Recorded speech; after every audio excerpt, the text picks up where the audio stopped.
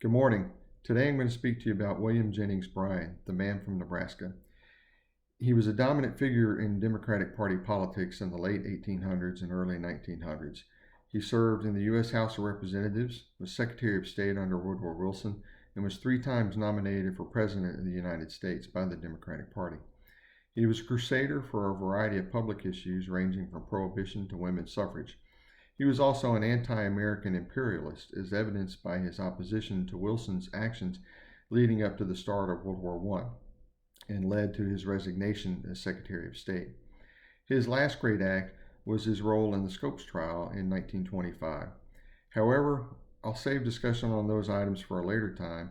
Today I'm going to talk to you about how he was viewed and spoken of following his death by those who liked him and disliked him. In an article in the New York Times covering eulogies from friends and foes alike, some of the quotes came that said that he was a great product of America, a man of immense qualities, a man of high moral influence, and a good citizen of America. In the Evening Star that same time covered responses from overseas in London where they were shocked by his death. And they said that he was a man that had sincere convictions. He believed profoundly in himself and the righteousness of the causes he espoused. They called his death a dramatic climax to the Darwin versus Genesis battle, referring to his role in the Scopes trial earlier that summer.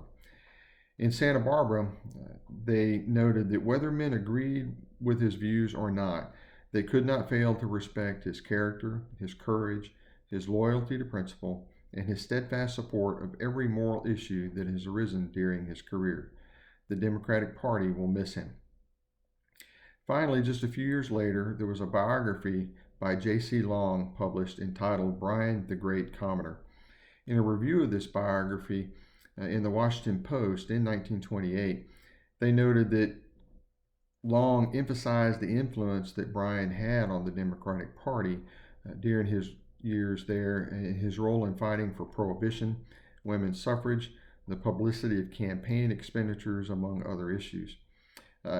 Long was not a fan of Bryan's role as the Secretary of State, saying that he was a weak negotiator and actually relied on others, and Wilson relied on the number 2 man at state instead of Bryan.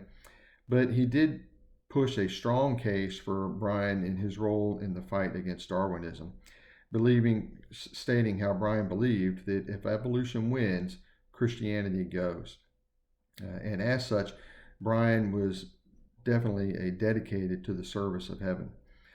So William Jennings Bryan was a very strong and influential man in a variety of social politics and a great power in the fundamentalist movement, and as such played a key role in the fundamentalism versus modernism controversy.